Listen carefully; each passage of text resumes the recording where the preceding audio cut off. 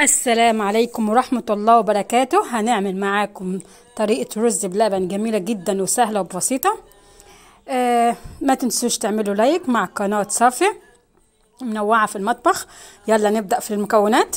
معانا رز، طبعا الرز ده تنقعيه، لو الأفضل تنقعيه مثلا يوم، تنقعيه في يوم، تشطفيه حلو وتنقعيه يوم، وبعد كده هو المية اللي هتنقعيه فيها هي اللي تسويه فيها عشان ينزل النشا بتاعته ويبقى جميل جدا. معانا معلقتين من الكريم شانتين، ده هيخليه جميل جدا. ومعانا للريتل اللبن معانا معلقتين نشا، ومعانا يعني كوبايه الا ربع سكر، يعني كوبايه الا ربع سكر عشان ما يبقاش مسكر قوي. وطبعا ده اختياري، يعني انت براحتك يعني. ومعانا معلقتين كبار لبن بودره. طبعا احنا تنقع الرز وهنستنيه وهنشوف. يلا نشوف مقاديرنا عامله ازاي. اهو كده اهوت بعد ما حطيناه طبعا على البوتاجاز هو استوى. طبعا عشان الفيديو كده اهوت ما ياخدش وقت طبعا معانا، انا سويته مع بعض اهو سويناه. طبعا نقعتيه زي ما قلت لك مده ليله كامله، يوم. وبعد كده اهوت هتجيبيه في الميه اللي نقعتيها فيها، هتحطيه على البوتاجاز بالميه بتاعته عشان ينزل النشا بتاعته ويبقى جميل جدا. اهو استوى كده اهوت، اهو شايفين كده، اهو كده بصي هو كده استوى خالص جدا وبقي حلو اهو. شايفين اهو كده حلو ازاي اهو كده.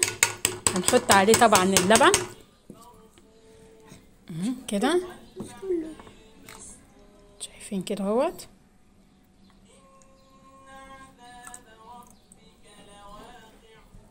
تفضلي طبعا تقلبي فيه كده اهوت اهو. شايفين تفضلي تقلبي فيه كده على البوتاجاز كده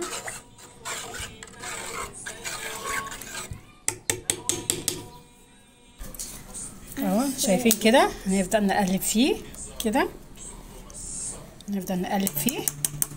بعد كده نحط السكر اهو، هتقلبي فيه كده اهوت برضو كده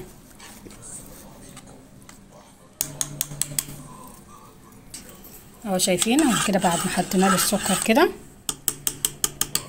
هنحط النشا، معلقتين نشا، وهنزودهم حبه من الميه ونحطهم كده عليه كده اهوت.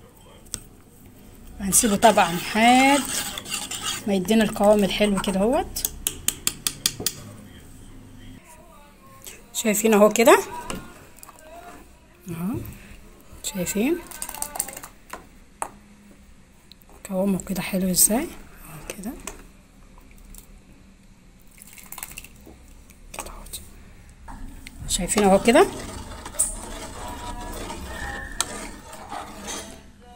شايفين قوامه،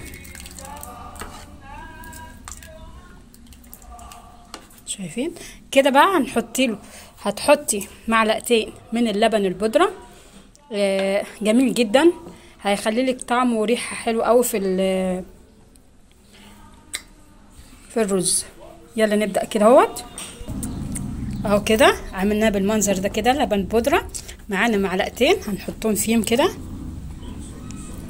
وتقلبي كده اهوت كده اهو كده اهوت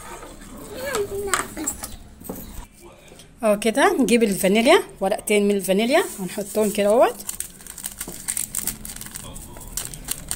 شايفين كده، وهنقلب طبعا كده. شايفين جميل ازاي. معانا معلقتين من كريم الشانتين.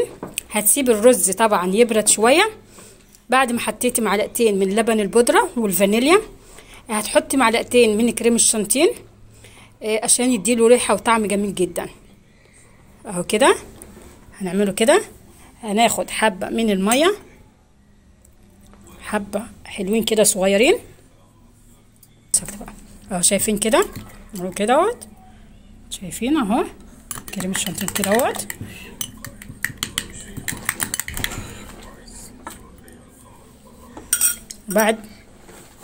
بعد كده نحطهم هنا كده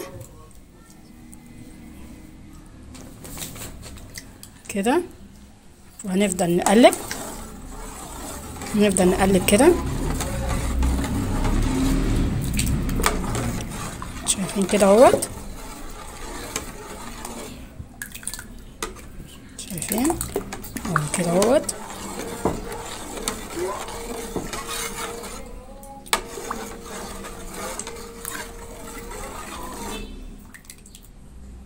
اهو شايفين قوامه حلو ازاي، جميل جدا اهو كده. نبدأ بقى نحطه كده، هنشيله كده، هنشيله على النار وارجع لكم اصلا اهو. شايفين اهو كده كده خلصته كده. نبدأ نحطه في الاطباق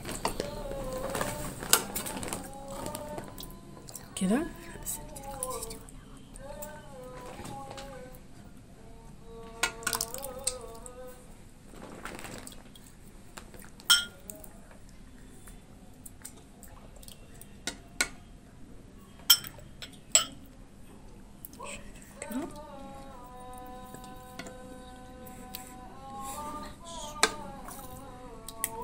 كده.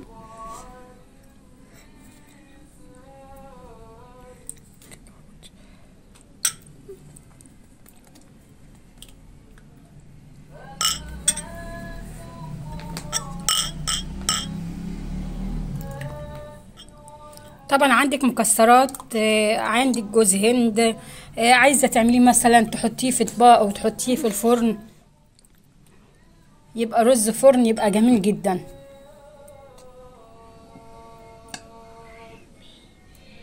شايفين اهو كده اهو كده اهوت، جميل جدا.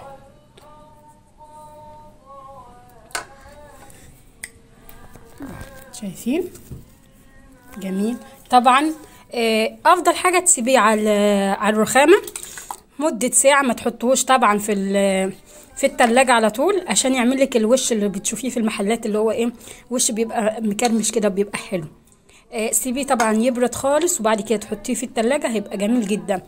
وما تنسوش تعملوا لايك مع قناه صافي عشان يوصلكم كل جديد. شايفين قوامه حلو ازاي، قوامه جميل جدا، شايفين طعمه جميل جدا. ما تنسوش تعملوا لنا لايك مع قناه صافي، والسلام عليكم ورحمه الله.